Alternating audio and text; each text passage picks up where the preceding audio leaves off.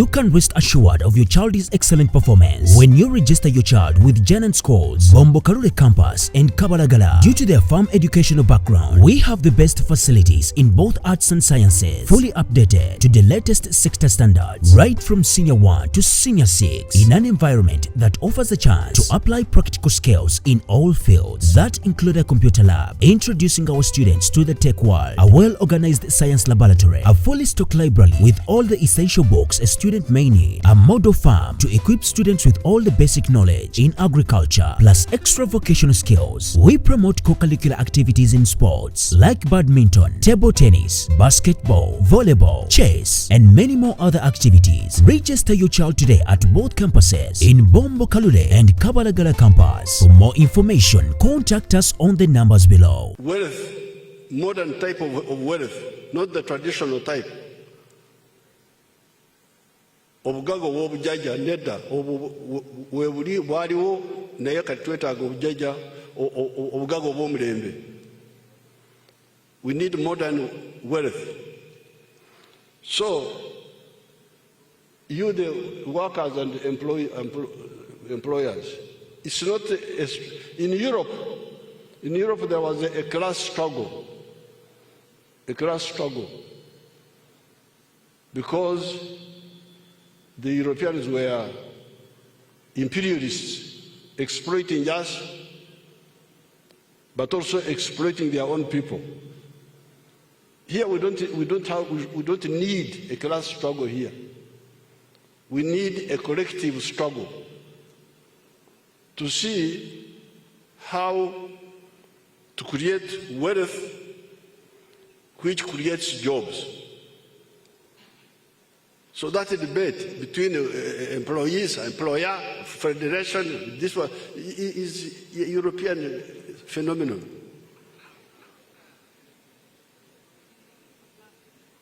The issue here is to create wealth. Now, for instance, you the workers, because now there's a contradiction in what you are saying. Because you are saying, employ more judges, employ more registrars, employ what? That means money now. So where will I get money to extend electricity, to create electricity, which is crucial for the factories to get cheap electricity and be able to be competitive? Because if the manufacturers had cheap electricity, we need to solve you, the labor. You should come and we talk how to solve the problem of transport from Uganda to the coast. How can we have low-cost transport to the ocean? Because with low-cost transport to the ocean and with low cost of electricity, then the business people will come in, they will make profit, and you, the workers, will now have reason to say, you are making a profit, give us more money. But now, you are like suicidal, all of you. You are engaged in a suicidal war. This so-called manufacturer, because of the confusion among the political elite, because they waste my time.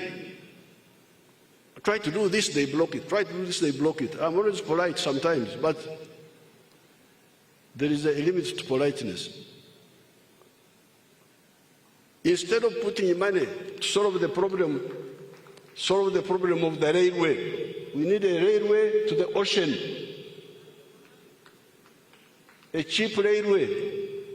Now we are begging the Chinese, begging I don't know who. Why do we beg? We can build it ourselves if we are disciplined. And we don't squander money, wages, salaries, allowance, benchmarking, what?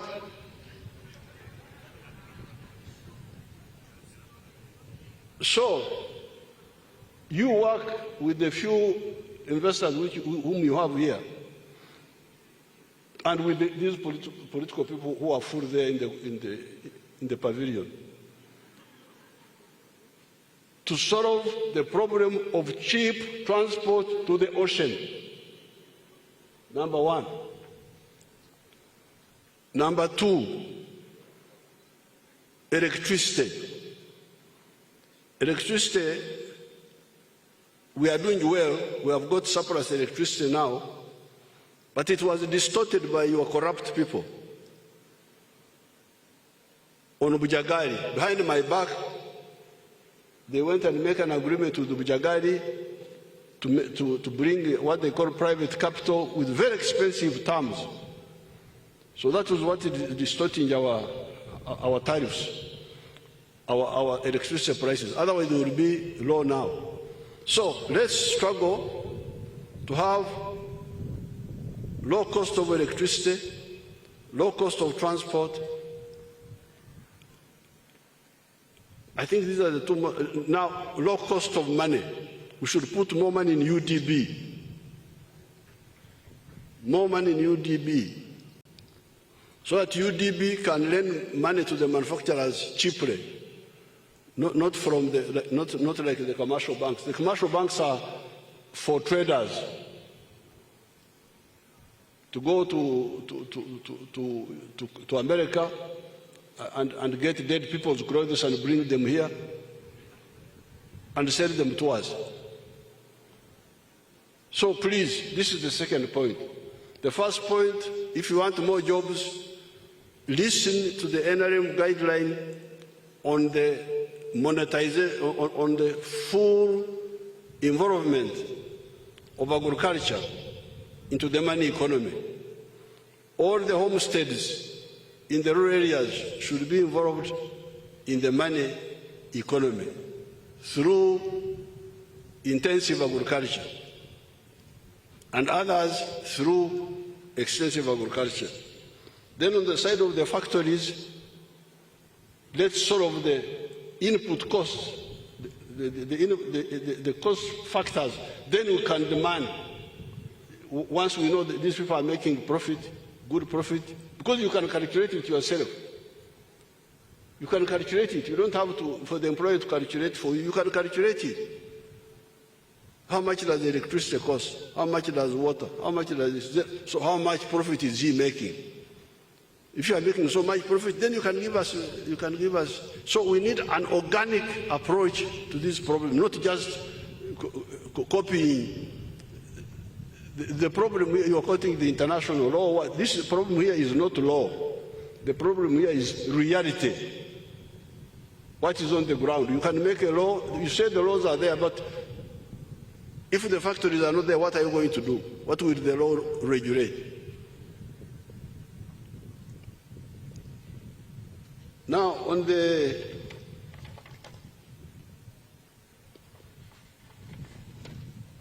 somebody talked about taxes also.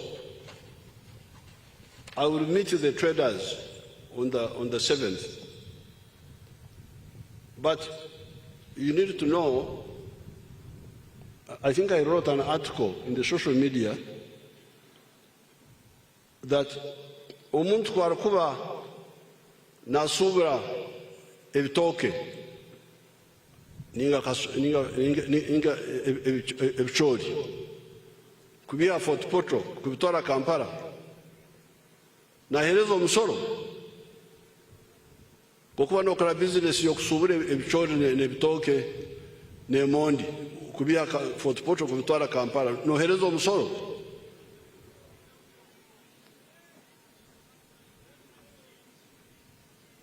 Hariho omusoro awo, omusoro gwa kikaki.